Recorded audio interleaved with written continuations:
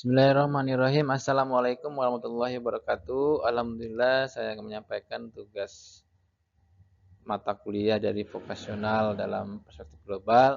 Dalam hal ini dengan dosen pengampu Bapak Profesor Dr. Tek Insinyur Agus Pramono STMT di Fakultas Magister S2 Pendidikan dan Vokasi Teknikan Universitas Sultan Ageng Tirtayasa.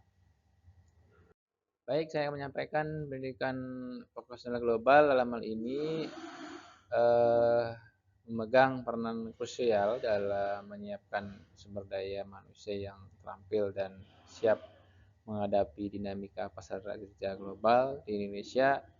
SMK menjadi garda terdepan dalam penyelenggaraan pendidikan vokasional yang relevan dengan industri.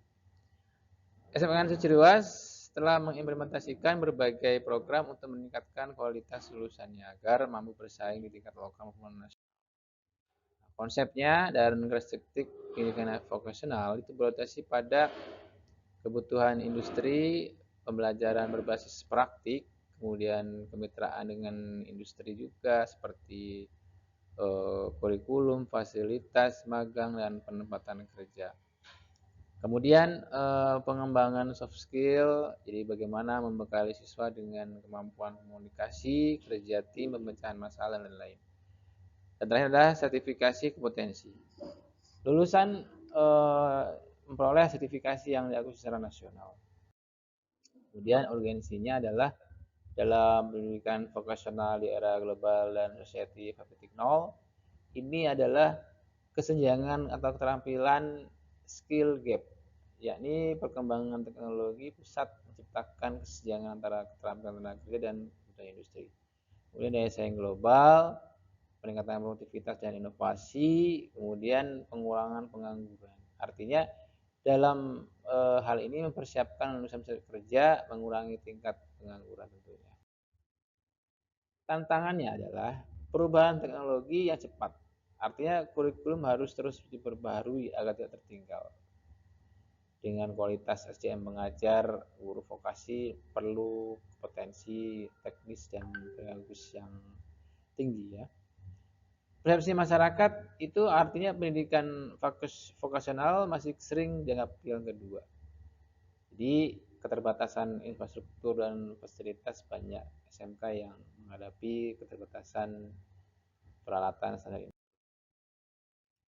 Profil SMK 1 Ciruas ini berletak di Kabupaten Serang, tepatnya di Jalan Raya Desa Lebakwangi, Desa Pulau, Kecamatan Ciruas, Kabupaten Serang, Provinsi Banten. Ini memiliki program keahlian TITL, tenaga listrik, tenaga mesin, teknik kendaraan ringan, otomotif, kemudian grafika, pemesinan, dan akuntansi ya. Teknik pemesinan yang fokus dalam pemesinan bubut, baik manual dan CNC, turning, kemudian fresh, CAD, dan dasar-dasar teknik mesin. Kemudian tulisan teknik TL fokus pada instalasi di rumah tangga dan bekerja. Kemudian tulisan TKRO yang sudah kerjasama dengan Daihatsu dan Toyota dan industrinya Mitsubishi.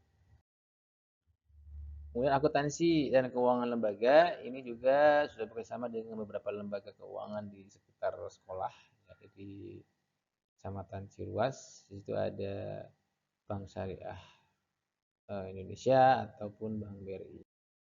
Kemudian otomasi tata perkantoran juga bekerjasama dengan Hotel Indonesia, hotel yang ada di Serang, Lesema, dan Hotel Horizon.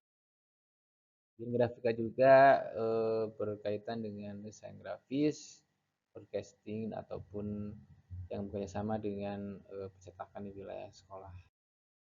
Visi dari misi SMK Ciruas itu terciptanya lembaga pendidikan dan pelatihan berwawasan global dan terwujudnya lulusan yang tampil, mandiri, serta berakhlak mulia.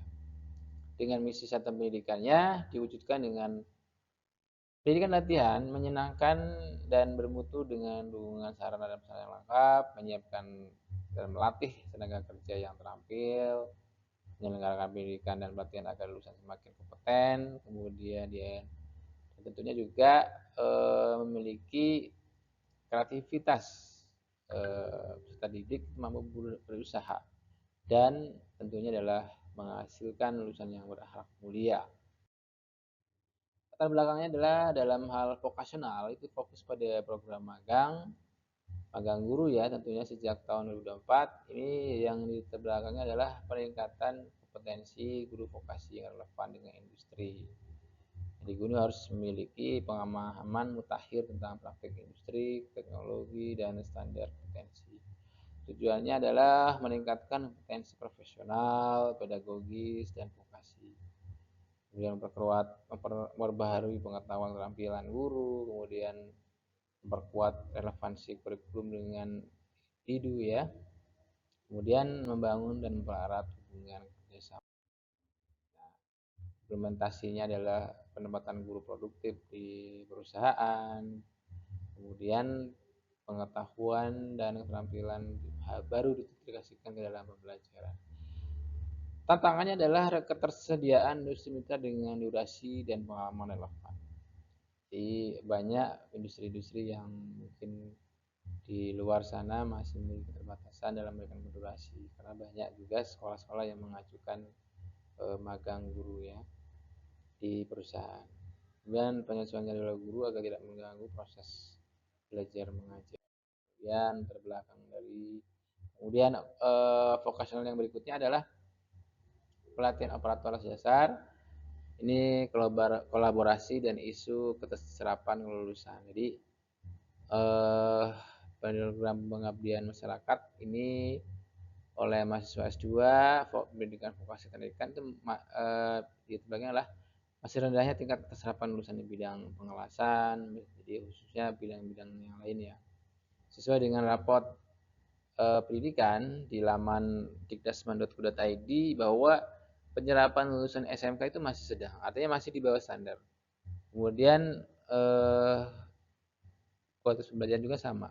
Artinya capaian naiknya itu 3,27 pada tahun 2024. Nah, ini hal menjadi PR bersama sehingga kualitas pembelajaran juga ini jauh daripada standar.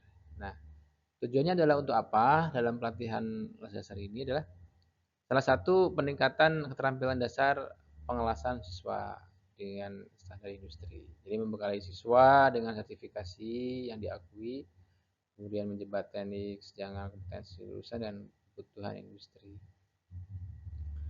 dan meningkatkan tingkat keserapan di sektor. Nah, implementasi dari operator las dasar ini pelatihannya itu dilaksanakan oleh mahasiswa S2 sebagai instruktur ya atau fasilitator, mencakup teori dasar, praktek berbagai jenis pengelasan, keselamatan, dan pengujian hasil las. Tantangannya memang keterbatasan sumber daya ya, struktur atau peralatan, kemudian isu keserapan lulusan dan artinya kurang pengalaman, ketidaksesuaian sertifikasi, itu persaingannya ketat. Inilah berlanjutan program setelah PKM. PKL adalah satu peningkatan vokasi di SMK kami dengan komponen wajib kurikulum SMK ya. Jadi untuk memberikan pengalaman kerja nyata di industri yaitu menjembatani teori dan praktek. Tujuannya adalah memberikan pengalaman kerja langsung baik teknis maupun non teknis, meningkat pemahaman siswa tentang budaya kerja, budaya industri, etika profesional, dan dinamika industri. Jadi membantu sekolah juga menyelaraskan kurikulum dengan kebutuhan industri. PKL siswa ini durasi dampaknya 3 bulan melawan 6 bulan. Artinya banyak di sekolah kami hanya maksimumnya 3 bulan. Jadi tidak yang idealnya adalah 6 bulan. Jadi kenapa? Karena banyak sekali perusahaan yang menerima pengajuan yang tanya mitra jadi memiliki keterbatasan karena mungkin mereka juga punya agenda lain dengan sekolah lain ya. Jadi untuk itu diperlukan yang namanya hubungan dengan industri. Kemudian latar belakang BKK. Ini artinya salah satu sekian dari peningkatan vokasional itu bursa kerja khusus, artinya untuk memobilisir ataupun eh, meningkatkan keterserapan lulusan SMK. Jadi dengan program BKK ini menjembatani lulusan dengan dunia kerja, berfungsi sebagai pusat informasi, lowongan, fasilitas rekrutmen dan menghubungkan sekolah-sekolah perusahaan.